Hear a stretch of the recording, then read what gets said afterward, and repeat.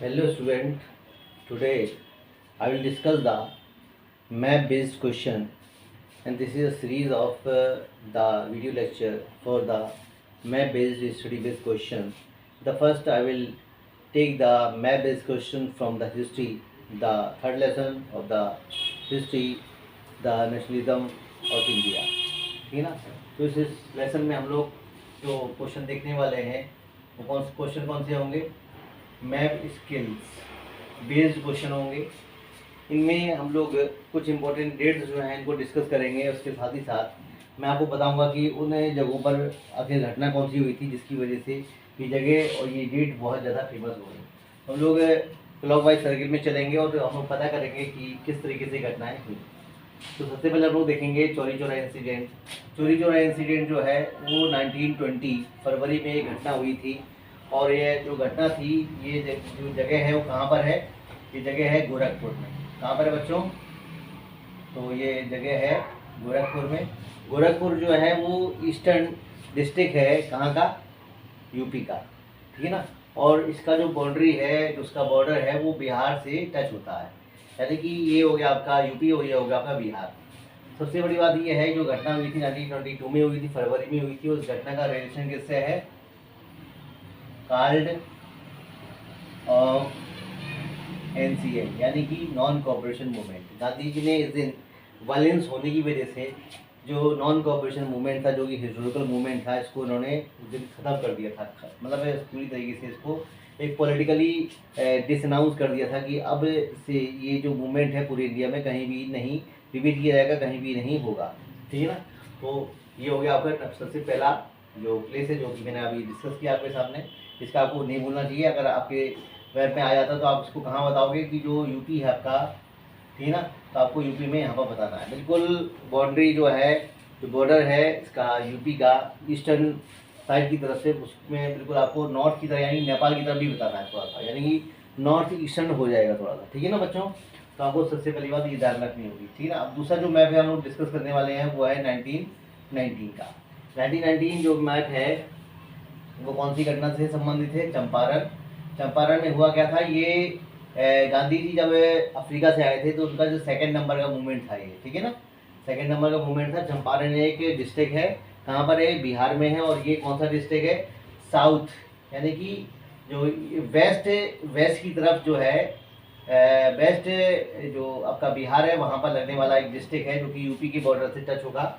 और ये कहाँ पर हो जाएगा आपका? नॉर्थ वेस्ट की तरफ हो जाएगा, ठीक है ना बच्चों। तो आपको बताना है कि जो घटना हुई थी, घटना किससे संबंधित थी?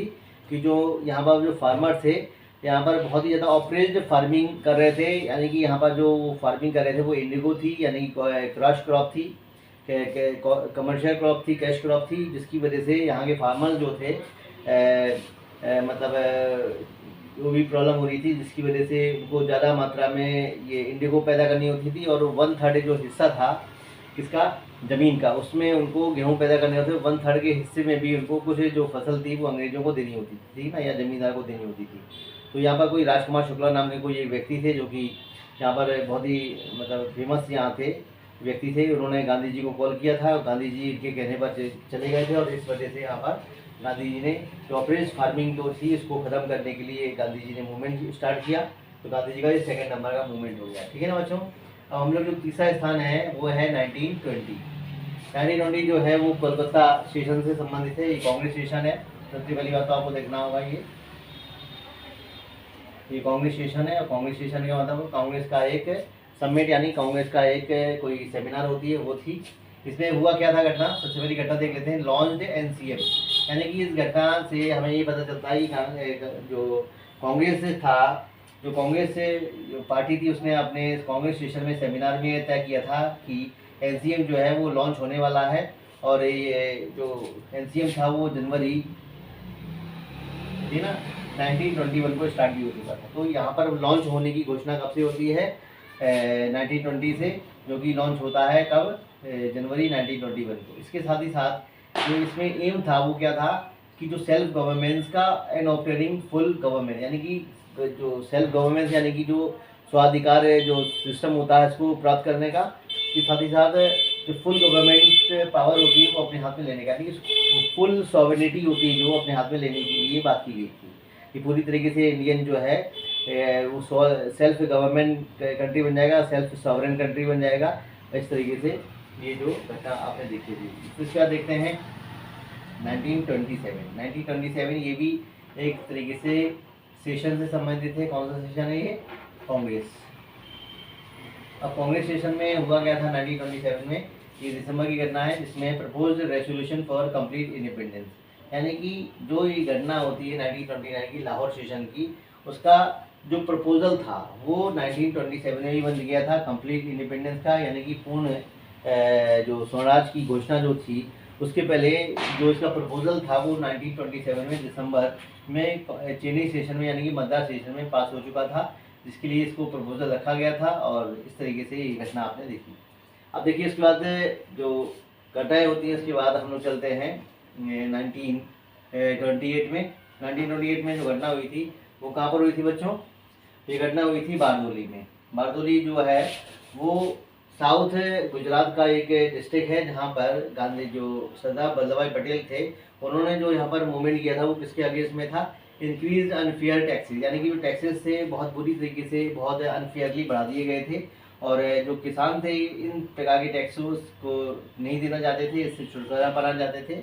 और यहाँ की जो लोग थे खासतौर से विमेन थी, इन्होंने जो पटेल थे सरदार वल्लभ भाई पटेल, उनको सरदार यानी कि सरदार नाम का जो टाइटल है, ठीक है ना, सरदार वल्लभ भाई पटेल को ये टाइटल यहीं से मिला है। कहाँ से? बारदोली से। ठीक है स्टूडेंट। उसके बाद हम लोग घटना देखते हैं 1920। ये नागपुर सेशन है। नागपुर सेशन में हुआ क्या था कि जो नॉन कोऑपरेशन मूवमेंट था उसकी एडॉप्शन हो गया था पहली बात तो, और डिसीजन था किसके लिए? Participation in the council election. इसमें दो घटनाएं हम लोग देखते हैं 1920 के डेट में। पहला तो हुआ था नागपुर सेशन में कि जो नॉन कोऑपरेशन मूवमेंट है वो एडॉप्ट हुआ था। दूसरा यहाँ पर कांग्रेस पार्टी ने डिसीजन भी लिया था कि किसमें पार्टिसिपेट करने का? काउंसिल इलेक्शन में पार्टिसिपेट करने का, जो कि 1919 के एक्ट के हिसाब से इंडिया में प्रपोज थी यानी कि होने वाली थी। ठीक है स्टूडेंट। उसके बाद हम लोग जो दूसरी घटना देखेंगे, बारदोली हो गई है, उसके हम लोग देखेंगे दांडी। अब देखिए बारदोली के ठीक ऊपर आपको दांडी मिलेगा और दांडी के साउथ में आपको बारदोली मिलेगा, इस बात का आपको ध्यान रखना चाहिए। तो दांडी में हुआ क्या था? दांडी एक घटना है जो कि हिस्टोरिकल मार्च भी कहते हैं इसे, दांडी मार्च भी इसे बोलते हैं। पहली बात तो इसे हम लोग बोलते हैं सॉल्ट मार्च भी बोलते हैं इसे। ठीक है स्टूडेंट। इसमें हुआ क्या था कि 6 अप्रैल को गांधी जी ने जो अपना हिस्टोरिकल जो मार्च था जो कि साबरमती से स्टार्ट किया था 12 अप्रैल को, और ये जो मार्च था उनका ये तकरीबन ये बहुत लंबी इन्होंने यात्रा करी थी, अपने 78 फॉलोअर के साथ की थी। करीबन 310-320 किलोमीटर के आसपास की यात्रा थी ये, 240 माइल्स की थी ये। इसमें इन्होंने ये घोषणा करी थी कि अगर दांडी पहुंचेंगे तो उस दिन से ये साल्ट मार्च से जो है वो स्टार्ट हो जाएगा इनका। इसमें होना ये था कि जो मोनोपोली थी साल्ट की मैन्युफैक्चरिंग के ऊपर वो ब्रिटिश गवर्नमेंट ने लगा रखी थी, यानी कि कोई भी इंडियंस को थोड़ा सा भी सॉल्ट बनाने का अधिकार नहीं था। एक प्रकार का ये मतलब इंसल्ट थी इंडियन की। इस वजह से गांधी जी ने इस जो सॉल्ट मार्च के बेसिस पे ये डिसीजन लिया था कि अब आगे से मतलब कभी भी सॉल्ट जो है वो ब्रिटिशर्स नहीं बनाएंगे बल्कि इंडियन को बनाने का अधिकार मिल जाता है। भले ही इन्होंने कानून तोड़ दिया हो, बट इसके लिए गांधी जी इसके बेसिस पे अपना जो हिस्टोरिकल जो मूवमेंट है वो शुरू करने वाले हैं। उसका नाम क्या था? सिविल डिसओबीडियंस मूवमेंट, यानी कि सविनय अवज्ञा आंदोलन। ठीक है ना स्टूडेंट। उसके बाद हमारा जो इसके बाद घटना होगी वो कौन सी होगी? दांडी के बाद खेड़ा। खेड़ा जो एक जगह है, कहाँ पर है ये? दांडी के नॉर्थ में है ये। और इस घटना में क्या हमें मतलब पता चलता है कि जो इसमें जो पीजेंट थे, जो यहाँ के किसान थे, उनको सपोर्ट किया गया था, जो कि अनेबल थे। जो क्रॉप थी वो फेल हो गई थी और वहाँ पर प्लेग या एक एपिडेमिक्स हो गया था, जिसकी वजह से वो पूरी तरीके से उनका स्वास्थ्य था वो बिल्कुल ख़राब हो चुका था। ख़राब स्वास्थ्य की वजह से यहाँ के जो किसान थे ना तो क्रॉप्स कर पा रहे थे और ना ही वो मतलब इतने ज़्यादा एबल थे कि वो मतलब खेती कर पाए। इस वजह से इनको सपोर्ट किया गया था। किसके द्वारा सपोर्ट किया गया था? गांधी जी के द्वारा किया गया था। ये कौन से नंबर का मूवमेंट है? अफ्रीका के से आने के बाद, ये अफ्रीका से आने के बाद ये आपका सेकेंड नंबर का मूवमेंट हो गया है। ठीक है ना। फर्स्ट नंबर का मूवमेंट तो होता है चंपारण और सेकेंड नंबर का मूवमेंट कौन सा होता है? खेड़ा। मैंने गलती से वहाँ पर सेकेंड ले दिया था, ये आपका फर्स्ट नंबर होगा। और ये आपका कौन सा नंबर होगा, सेकेंड नंबर का मूवमेंट था ये, ठीक है ना स्टूडेंट। उसके बाद अपनी जो इसके बाद नेक्स्ट मूवमेंट होगा वो कौन सा होगा, अहमदाबाद। अहमदाबाद जो है वो कहाँ पर है, खेड़ा के नॉर्थ में है। और अहमदाबाद में हुआ ये था कि जो यहाँ के मिल वर्कर थे जो कि यहाँ पर काम करते थे मिल के अंदर, इनको कॉटन की मिल में काम करने को बोला जाता था। यहाँ पर जो वर्किंग कंडीशन थी बहुत ज़्यादा बेकार थी, वेजेस बहुत ज़्यादा हाई थे, जिसकी वजह से यहाँ के किसानों को महात्मा गांधी जी से आइडिया मिला क्या करने का, सत्याग्रह करने का। यानी कि पहली बार अगर इंडिया में लीगलाइज्ड कोई अनशन हुआ है तो वो जगह कौन सी होगी, अहमदाबाद होगी। अहमदाबाद कहाँ पर है, खेड़ा के नॉर्थ में है। और ये अहमदाबाद जो है गुजरात का एक बहुत बड़ा शहर है, ठीक है ना स्टूडेंट। तो आपने देखा कि किस तरीके से हम लोग क्लॉकवाइज ऊपर चलते चले आ रहे हैं। और हम लोग जो नेक्स्ट जो है वो प्लेस है लाहौर का, इसमें 1929 की बात की जा रही है। 1929 को लाहौर सेशन हुआ था। हम लोगों ने इससे संबंधित क्या पढ़ा था कि प्रपोजल पास हुआ था, किसका, रेजोल्यूशन, एक प्रकार का मतलब संज्ञान पत्र पास हुआ था किसके लिए, कंप्लीट इंडिपेंडेंस के लिए, यानी कि पूर्ण स्वराज के लिए। और यहाँ पर एडॉप्शन हुआ था। यहाँ पर क्या हुआ था बेटा, एडॉप्शन हुआ था। किसका एडॉप्शन हुआ था, यानी कि यहाँ पर स्वीकार किया गया था किसको, पूर्ण स्वराज की डिमांड को, ठीक है ना। इस दिन यानी कि भारत में पहली बार जो सेशन हुआ था ये दिसंबर से लेकर जनवरी 1930 तक चलता है। इसमें रावी नदी के तट के किनारे पर पहली बार तिरंगा भी फहराया जाता है और जनगण मन भी गाया जाता है। तो सबसे बड़ी बात हमें ये भी देखनी होगी कि जो ये सेशन था काफ़ी दिनों तक चला था।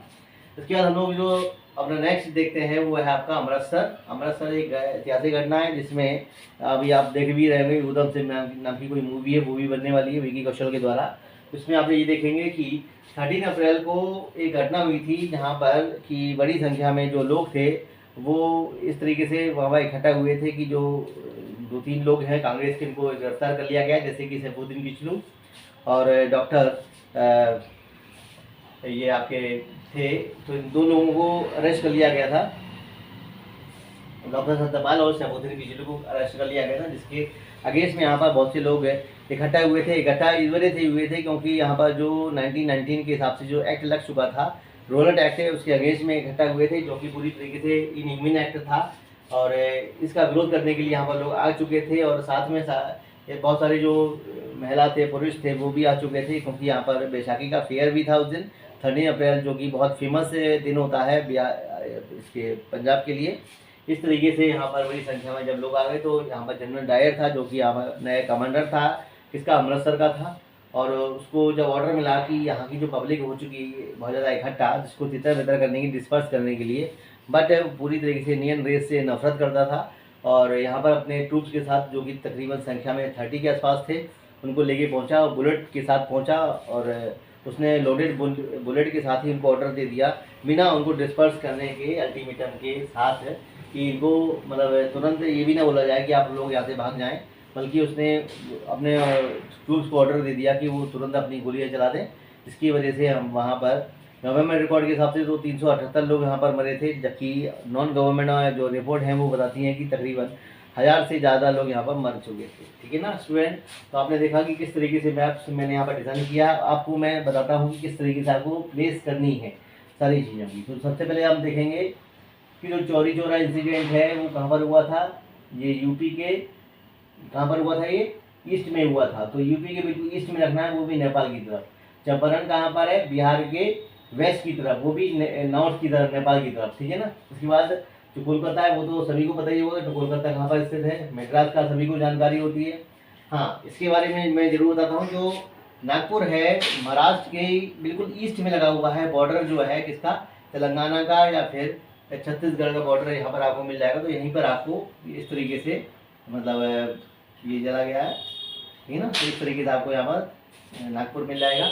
फिर इसके बाद आप देखते हैं कि जो 4 ये जगह हैं, अहमदाबाद सबसे नॉर्थ में है, अहमदाबाद के साउथ में खेड़ा है, खेड़ा के साउथ में डांडी है, और डांडी के साउथ में क्या है आपका, ये बारदोली है। तो ठीक है ना। तो आपको ये जगह बराबर दिमाग में रखनी है कि बारदोली के ऊपर क्या है, डांडी है, डांडी के ऊपर खेड़ा है, खेड़ा के ऊपर अहमदाबाद है, ठीक ना। तो कुछ जगह हैं जो कि आपको कंफ्यूज कर सकती हैं, बाकी सारी जो फेमस जगह वो तो आपको पहले से ही पता है। जैसे कि अमृतसर, आपको पता होगा अमृतसर जो है पंजाब की कैपिटल भी है, इस वजह से ये बिल्कुल तकरीबन 350 किलोमीटर दूर ये पाकिस्तान से है।